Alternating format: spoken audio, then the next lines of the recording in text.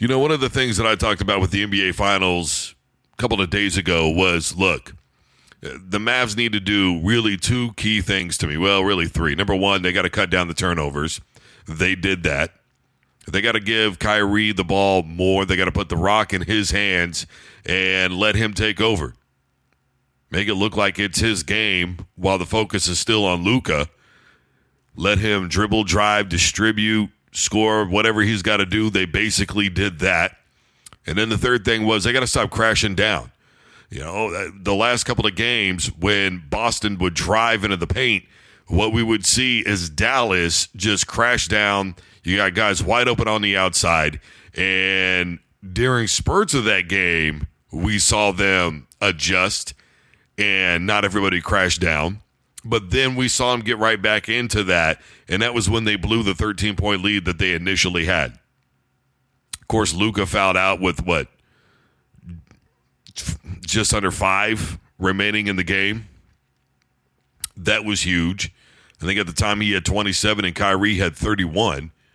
But to me, where Dallas really fell short last night was points in the paint. They had over 50. In fact, they scored well in the paint. Well, how'd they fall short? They fell short because once they went on that 20-2 run and they got back into the game, they started taking ill-advised threes. You got Boston damn near in the bonus at that point. It wasn't much longer after that they were in the bonus. So why not just consistently take it to the rack and get free throws and get back into the game that way? They were so much better in not allowing the fast break points and the turnover points in that game. Remember, I talked about it a couple of nights ago. They allowed 21 points off of turnovers from Boston. Last night, they only had 12. You did so much better in so many of the other facets of that game, but 9 out of 25 from the tray line. Kyrie took some ill-advised shots. He was doing a little bit too much by himself down towards the end. Dallas is going to walk away from this NBA Finals realizing that they really should have won the last 2 games. That's what they're going to say to themselves. We should have won the last 2 games. They are going to be furious with themselves. I mean, absolutely furious. When all is said and done, they are not going to have anybody to blame but themselves. And that's really all that it amounts to. There's no excuse. Kristaps Porzingis was not in that game last night. There is literally no reason whatsoever that they shouldn't have won that game. They will have nobody to blame but themselves. Too many missed opportunities. You can't get down by as many points as they did and expect to win a game like that. I know that they've had some really big comebacks that they talked about, obviously in previous games and other series. But look, man, this is the NBA Finals. The margin for error is thin. I really thought it was going to be Mavs in 5. I'll be honest with you. I didn't see any of this coming whatsoever. But you have to give Boston credit.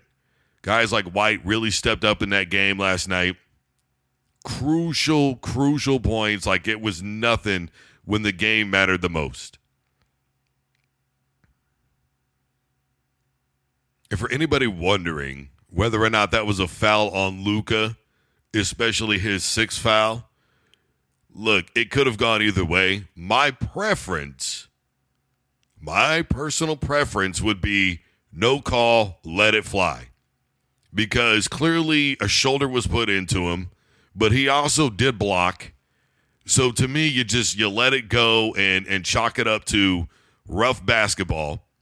But at the end of the day, offenses are going to get the calls. We all know this now.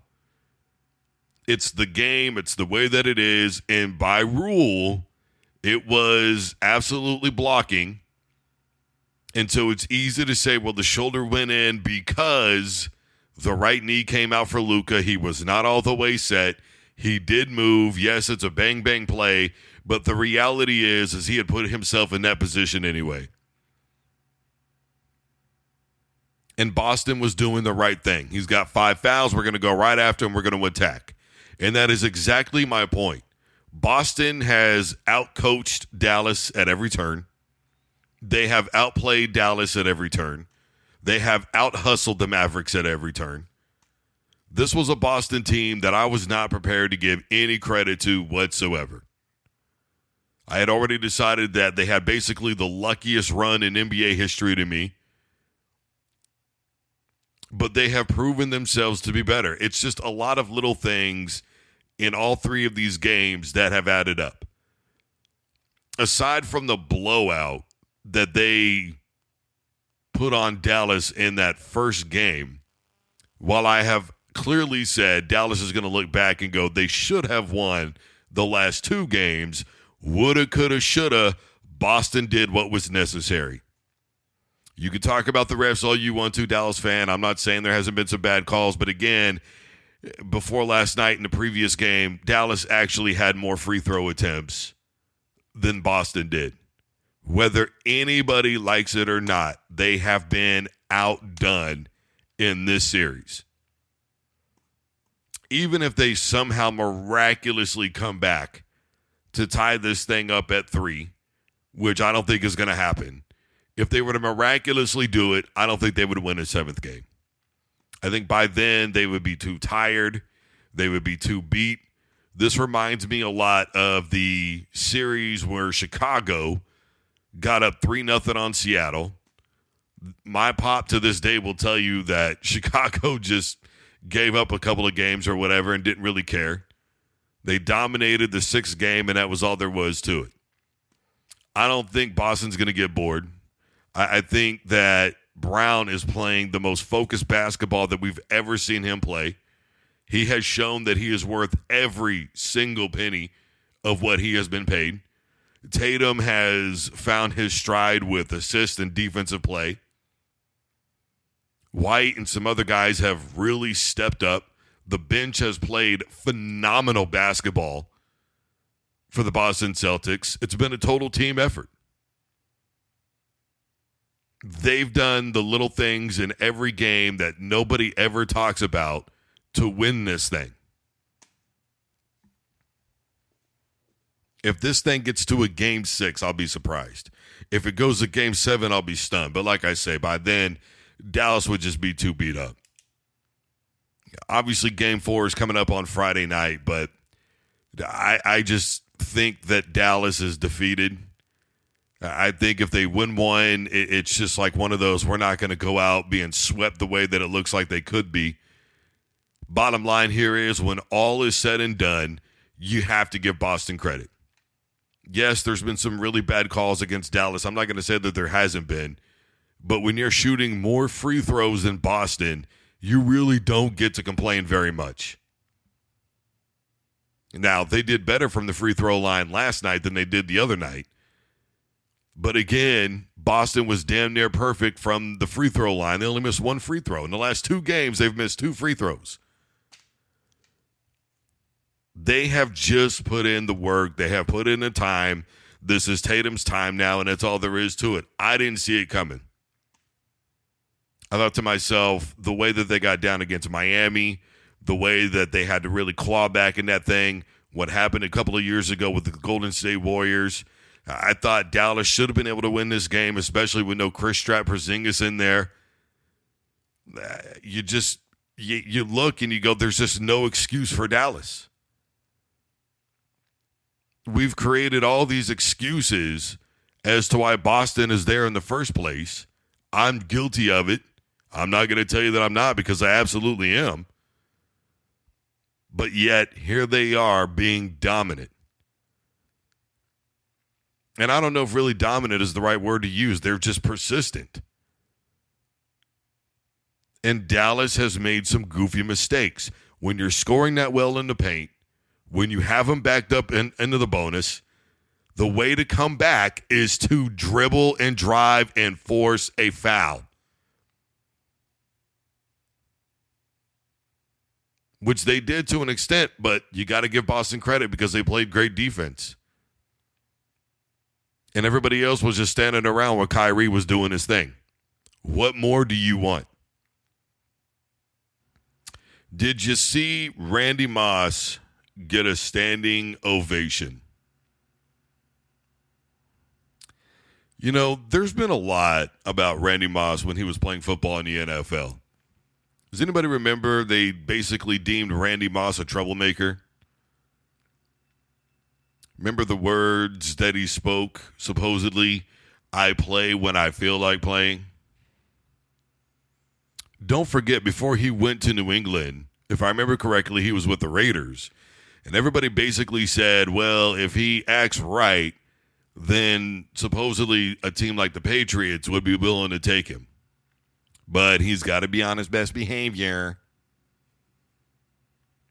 Remember when he was in Minnesota? That is a disgusting act by Randy Moss when he pretended to moon the crowd. I say all that because sometimes we have a tendency to be too critical of somebody throughout their career. Sometimes it's justified, sometimes it's not. With Randy Moss, I'm 50-50 on it. What I do know is this: that fan base clearly understands that without Randy Moss,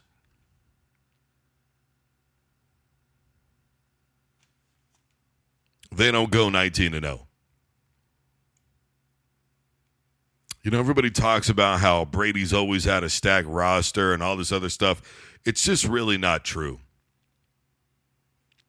Guys were consistently getting hurt. He was always having to rotate out this receiver, that receiver. You know, the thing about Tom Brady was, and this is what I think people will always fail to understand, or maybe it'll take him years before they truly get it, and that was he was a quarterback by the true definition of a quarterback. Look, anybody who knows me knows that I have nothing against the athletic quarterback. John Elway is my favorite QB of all time. To me, Donovan McNabb is severely underrated. Steve Young was a maniac when he would run the football. Multiple times that man was running without a helmet. I mean, if you've ever seen the movie, well, I should say the remake of The Longest Yard, that scene where he gets his helmet ripped off and he starts running with the football anyways, they took that directly from a run by Steve Young. Legit happened in real life in the NFL. Not quite the circumstance, obviously, but that was literally basically the exact same play and how it went down. His importance to the NFL is just outstanding. Left-handed quarterback, something that they didn't think anybody could do. Then on top of that, he was a scrambler, and they'll tell you guys like Elway and Young and Favre and some of these others took forever to learn how to truly beat you with their arm and blah, blah, blah, blah, blah. I don't have anything against the athletic quarterback. In fact, a lot of people tell you that Aaron Rodgers for the longest time was better than Tom Brady because of his athleticism. But Brady was the true drop back, read the defense, find the best option, and get him the football. He's a check down king. Look, if that's what works, there's no rule that says a quarterback has to throw the football into coverage to prove to you that he's got a cannon. There's no rule that states that. I don't know if anybody knows this or not, but there's nothing that says that. Does he have an arm that Elway had? Does he have an arm like Brett Favre? No, he doesn't. But he got to show off the arm he did have a little bit when he finally had Randy Moss. You know, let's not forget that when they had the dual tandem of Hernandez and Gronkowski, the tragic way that Hernandez's life and career ended, aside from that, with football, once they lost him, it was like, okay, what do we got to do? I'm telling you right now, anybody who knows football will tell you that Randy is one of the greatest wide receivers of all time. And it's not even debatable. And for anybody who thinks that Randy couldn't have survived in the 80s, get serious. Does anybody realize the quarterbacks that Randy Moss had throwing him the football? I mean, sure, for a little while he had Randall Cunningham, but before and after that, and who the hell did he have when he was with the Raiders? I mean, let's just keep it a buck. Randy Moss had a lot of subpar QBs throwing him the football.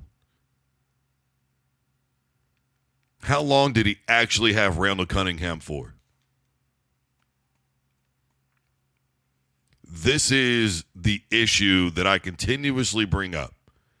And that is when you look at the career of some of these receivers, they didn't have anybody to work with. It's one of the things I bring up with Mike Evans. Outside of Tom Brady, who the hell has been throwing him the football? Okay, maybe I'll give you Baker Mayfield. Outside of those two guys, go look at the other 7 or 8 QBs that have been throwing this man passes. And please do not bring up Jameis Winston. Please do not bring him up. He does not count. Seriously. Not with 30 interceptions in the season, he don't. Get real. And that's kind of my point. Average, mediocre quarterbacks. Look, people can say that until Tom Brady, Randy didn't have anybody. Randy can say, well, really, until I got Brady, in between him and Randall, he didn't really have anybody. I mean, really let it set in how great he was. When Randy wasn't open, he was still open. How many plays are there, highlights of this man being triple covered? His wingspan, he just understood how to use his body. The things that he was capable of, Randy, to me, is easily one of the top 3 wide receivers of all time, and I'm not even kidding you. It's a shame that we never really got to see all of what Randy Moss could offer the NFL. He absolutely earned his spot in the Hall of Fame, though. And I don't think in today's commentary there's many more that are as funny as him, as candid as him, as honest as him. He's able to be 100% honest, and people just eat it up. They're like, nah, that's just Randy being Randy, bro. That's just funny. Not a lot of guys can do that, man. I mean, come on, Michael Irvin going absolutely crazy all the time. We expect that. Like, bro. Whatever's going up your nose, man, chill out. Keyshawn Johnson is boring. Richard Sherman, Look, the point of what I'm saying is with Randy, man, people just adore him now. And he's one of those guys that, again, and I've said this before, he was so good that it just made you mad. It made you furious at how good he was.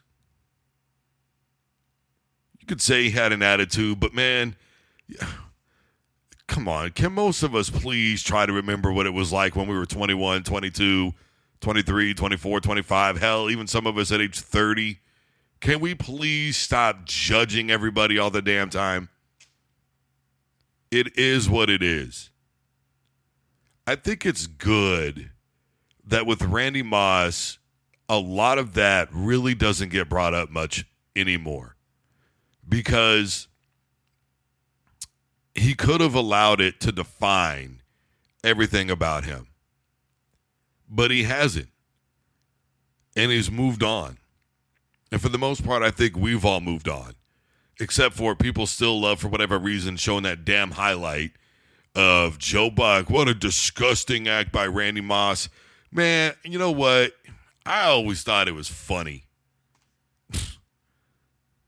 You know, I just, sometimes I get it. You got the fans running their mouths. You got the media running our mouths. You got everything going on. And you just say, look, here's what I can do, bro. Moon pie, amigo. It wasn't like he actually showed his ass for real. You know? Real quick here, did anybody see C-Mac on the cover of Madden 25? The deluxe edition? Hey, 49ers fan, do you believe in curses, hexes? Boy, man, he's been carrying that team now, whether anybody wants to admit it or not. And he is semi-injury prone. I'm just saying, I'm not rooting for it, but, I mean, it's got to freak you out. Of course, did anybody remember when Tom Brady was on the cover of Madden? What was it, 13, 14, something like that? Giving Patriots fans heart attacks. They put out that commercial where he was walking under ladders and cracking a mirror. Just everything that you could do. He's like, there's no such thing. See?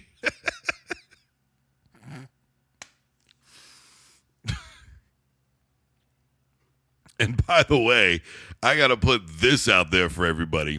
Did you know that in Romania, apparently, they have a booty slap contest between women? And I do mean literally between women. What this is one female bends over and another female smacks her right on the cheek. Make it clap. I'll make it clap.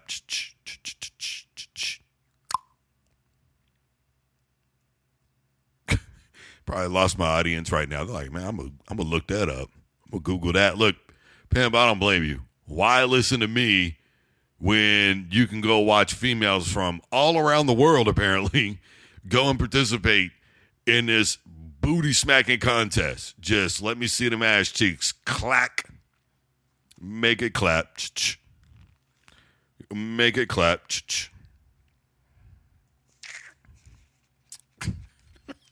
Man.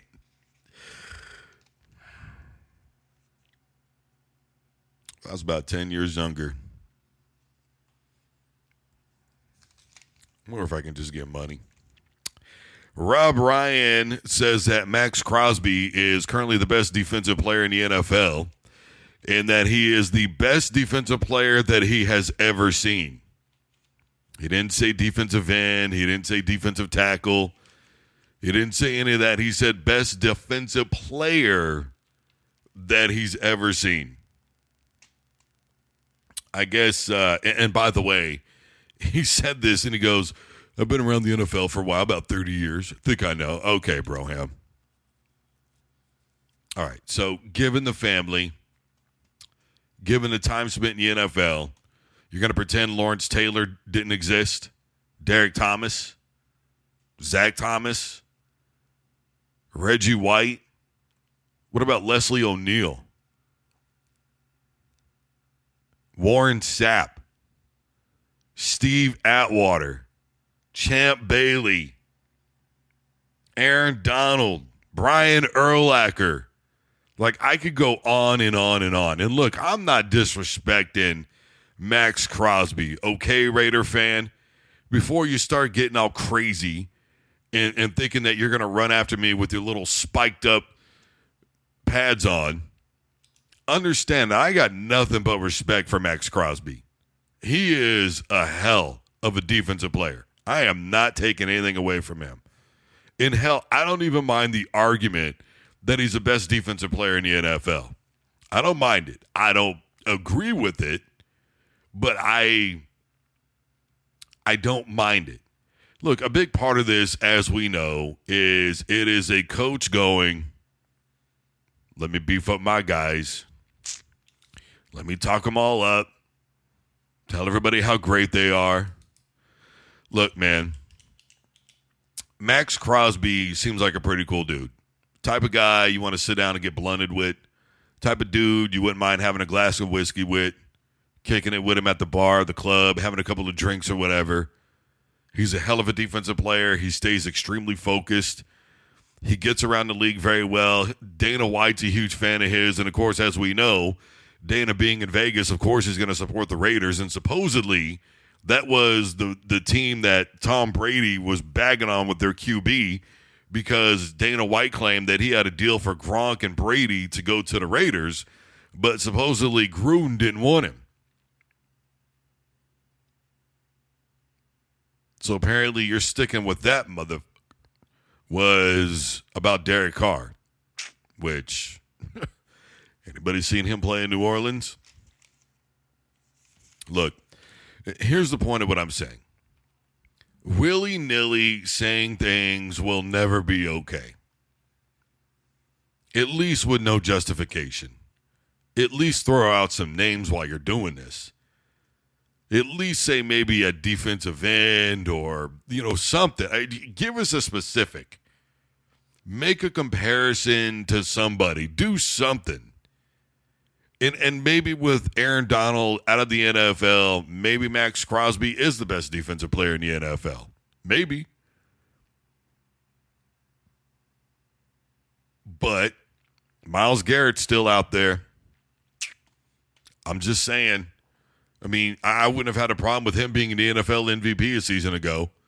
I'll tell you that. And the Browns basically survived off of their defense because Deshaun Watson, we didn't know when he was going to play or not. You didn't have your star running back in Nick Chubb. Joe Flacco gets comeback player of the year with how many turnovers? What was it, 8 during the 4 or 5 games that he played in? Then he was a turnover nightmare again in the playoffs. If it wasn't for that defense, they wouldn't have been anywhere near the playoffs. And that defense was anchored by Myles Garrett. So, I mean, ace and ace, man. I'm just saying, best defensive player in the NFL, okay, I don't agree with it, but I'll take it. But ever, he's the best defensive player that you've ever seen? I mean, let's just start calculating. He says he's been in the NFL for 30 years. Okay, folks, it's 2024. So 2014, 2004, let's go ahead and rewind about another 10 years from back to 94, when he clearly would have seen Derek Thomas play. He obviously would have seen Reggie White play. He damn sure would have seen Leslie O'Neal. Absolutely Champ Bailey, Martin Mayhew, Steve Atwater. I mean, I could go on and on and on. And Lawrence Taylor. What about Banks that also played in that linebacker room with Taylor? I really think that it's a willy-nilly statement, and the Raiders are just feeling themselves a little too hard right now. And look, I love what the new coach is bringing to the Raiders. It's been long overdue. They need that attitude. They need that mentality. It's who the Raiders are. It's who my generation remembers the Raiders being. Max Crosby definitely fits directly in with the direction, we'll call it, that the Raiders, because I get tired of the word culture. I get so sick of that fucking word. We're building a culture. We're building a culture. I get so tired of that. But the direction that they want to go, the type of football that they want to play, especially on the defensive side, it absolutely makes sense to have somebody like Crosby. Guy's an animal. There's no doubt about it. He's focused. He's lasered in. He will absolutely run his mouth to you. But for the most part, he is a quiet assassin. Sure, when he's out in public, it's whatever. But during the game, he's just in your face. And I love it. I love the old school football. I love that mentality. It's something that the NFL has been missing for a while. The NFL needs great defenses because, I'm sorry, folks, but every game 38-31 is just not entertaining to me. Not when it's every fucking game. The only thing that was entertaining about the Dolphins dropping 70 is the fact that they decided to let up and everybody blamed Russell Wilson. It's just like, anybody see that defense? Whew. Yeah, watching the Miami Dolphins do that dance in the end zone, I mean, that was pretty entertaining. What I am telling you is the NFL needs a team like the Raiders to be defensively tough again. Now, look, we don't know how this season is going to go. I'm not here to make any predictions as of the moment, okay? And again, I'm not hating on Crosby, man. I'm just saying that when you throw something like that out there, you better be prepared for people to go, bro, I respect you because you're a coach and all. The name Ryan rings throughout the NFL, all that crap, right? Whatever, bro. There is a time when it's like, look, man, Crosby's a hell of a football player, maybe the best in the NFL. I can't wait to really, really coach him this year with the new guy that we've got in here. It's going to be a lot of fun. Best you've ever seen? Come on, man. All right, real quick here. Aaron Rodgers misses minicamp. Robert Saleh said that he had talked to Aaron Rodgers and it was something that really mattered to him, but it is an inexcused absence. Jeez, it's like dealing with a fifth grader or something. This absence is inexcused. Of course, then again, sometimes with Aaron Rodgers, I mean, come on, man. Old Aaron. I mean, come on, man. All the BS with Mike McCarthy, with Aaron Rodgers, all the not showing up when he was with the Green Bay Packers, mad that they drafted a quarterback, mad because they wouldn't get this receiver or that receiver. Bro, it's the NFL. Okay, you're not writing any checks for anybody. They get to take your input. Don't get me wrong, but when you're Aaron Rodgers or you're Tom Brady or you're who the hell ever, at the end of the day, the guy writing the checks and coaching the team, they're the ones who get to make the decisions on the players that they think should be with the team. And it's about availability. It's about financial status. Do we have the room for this person predicated upon what they want? Are we going to have to sacrifice a piece of this puzzle that we really don't want to get rid of? Is there really something in a trade for? I mean, there's just a million and one things. This isn't you get to play with all your friends, dude. This is not the schoolyard football anymore, man. It's the NFL, professional league.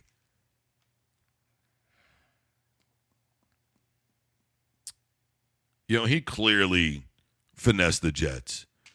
And he obviously manipulated that whole situation with the Denver Broncos and Nathaniel Hackett. That was clear, so that way he could get his payday from the Green Bay Packers.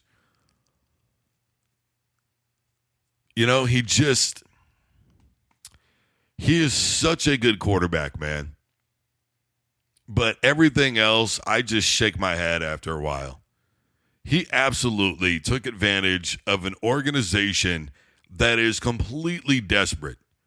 Why does this man have headphones on? Why is he helping with the play calling?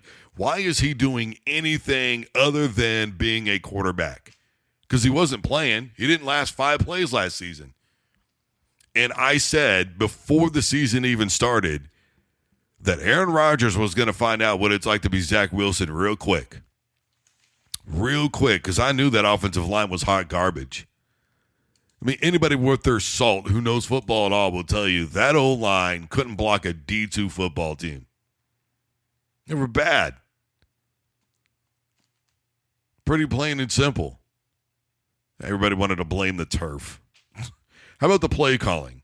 How about Nathaniel Hackett not understanding that the same old is not working and that people have figured his offense out? It made everything an easy target, especially the quarterback. Oh, well, it's third down. We know what he's going to do. A look off in a seam route. Real easy stuff here. Offensive line isn't good enough. Shoot the gaps. You're done. Stunt play up front. You're done. Boy, they finesse the hell out of the Jets. And now he's just doing whatever he wants. And nobody knows what this super important thing is, at least as of the moment of this broadcast, because nobody's come out and said it. Can't believe none of the reporters asked, hey, what is this super important thing? Why didn't Aaron Rodgers want to be there? It just doesn't make any sense to me. Yeah, he just does whatever he wants to do. And the Green Bay Packers, when he was pulling this crap in Green Bay, they got tired of it. He was trying to be like Brett Favre. I'm going to be there. No, I'm not. Yes, I am. No, I won't. I want this. I want that. And the thing is I stood up for Aaron Rodgers when he said, look, people come here to play with me, not because it's cold 9 months out of the year. And as bad as an egomaniac statement as that was and is, it was the absolute truth. Simultaneously, You don't decide who gets drafted. It's not like Aaron's not injury prone. And if he gets hurt, they've got to have a backup, somebody that they think is valid. And he's not going to play until he's 50. So somebody's got to be there in case he retires. Had he not already threatened it? I am Drew Duncan. The show's fired up, and we are live. I am brought to you by WBFR Block 50 Radio, which is online 24/7, 365 at block50radio.com. I am wherever you are listening to podcasts. Take a device to play Fired Up by Drew Duncan, or you can just Google Fired Up by Drew Duncan. Literally, wherever you're listening, I am there. Facebook, Twitter, and Instagram is all at Drew Duncan Radio, but I'm going to warn you right now, if you DM me, it's going directly to spam, bro. Just so you know.